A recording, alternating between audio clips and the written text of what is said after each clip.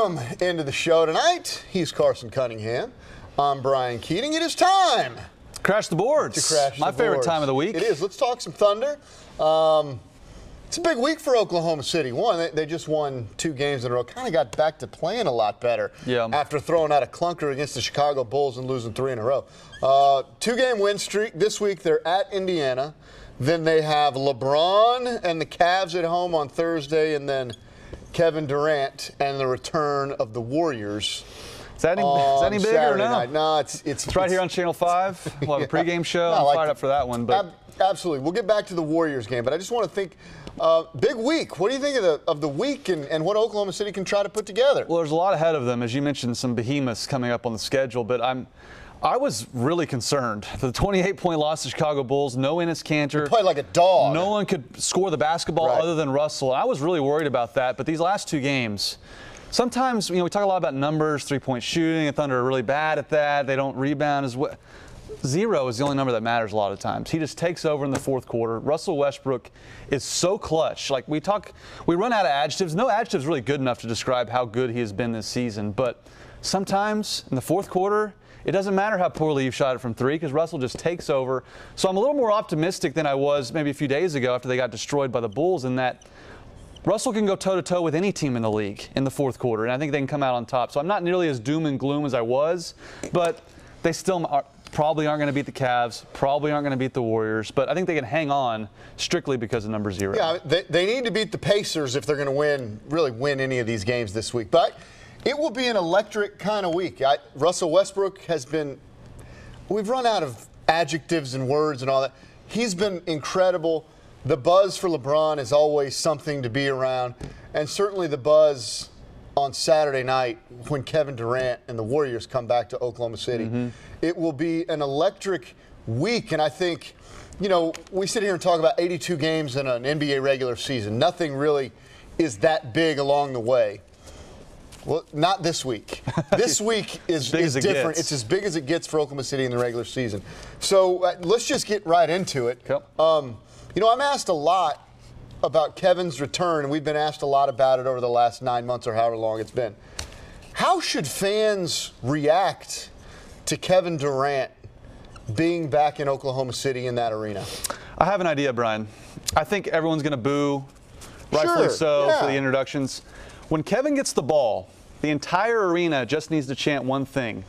Cupcake, cupcake, cupcake. You know why? Because it goes back to that Instagram. Russell Westbrook posted a picture of cupcakes whenever Kevin left, because that's an inside the Thunder locker room term for someone who's acting soft. I think that will cut Kevin to the core. I think that's what fans should do. It's obviously going to be an awkward atmosphere having Kevin come back for the first time, but it's time for Kevin to face the music. He hasn't done so yet, and I think the fans should boo and they should chant cupcake.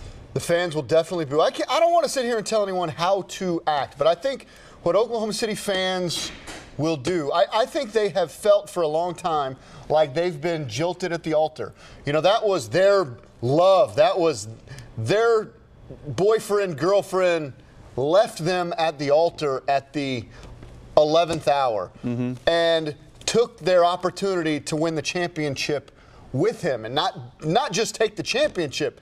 Went to the team that you should have beaten, that you had beaten in the playoffs 3-1 on the way to the NBA Finals. If Kevin Durant just plays like Kevin Durant, you go to the finals. And then that's who he leaves you for to go play for that team. I think they will absolutely feel jilted. I think it's okay to feel jilted and disappointed. I think fans still love Kevin down deep. But the scars and the wounds are fresh. Yeah. And it's going to be on full display Saturday night. Well, and it's how he left. He left in the middle of the night. Didn't say bye. Didn't turn off the lights. Still hasn't done that. And we'll get to that now. Still hasn't. Okay, all right. Let's go to Kevin Durant. Yeah.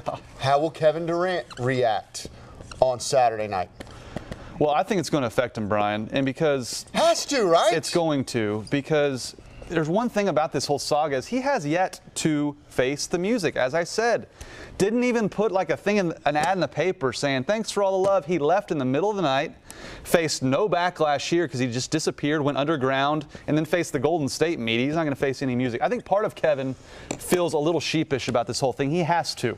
He left a championship contender for a 73-win team. Superstars of his ilk don't do that. It's never happened. He has to face the music. And James Harden, his first game back in Oklahoma City, it affected him. Yep. He was blocked 3 times, scored 8 points.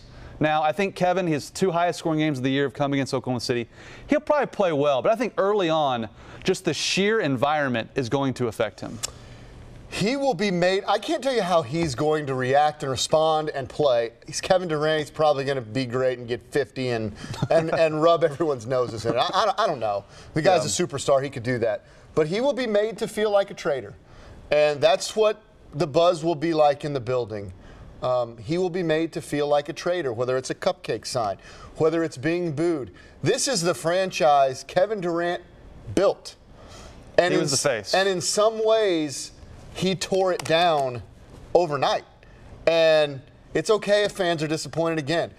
He will be made to feel like a traitor. And look, in some ways, that's right. They were on the cusp of winning a championship.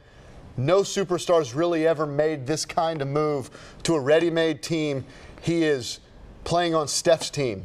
Yeah. It's not Kevin's team. It's They'd already Steph's won team. a championship. No one's ever done that. Yeah. So I'm not here to complain, say what's right or wrong, but he will feel sheepish. He'll feel like a traitor, and it's going to be uncomfortable. It's going to be electric, too, inside the Chesapeake Arena. We have a pregame show, by the way, on Saturday night. We'll talk much more about all this. Certainly throughout the week. But that's Crashing the Board for Carson. I'm Brian. See you.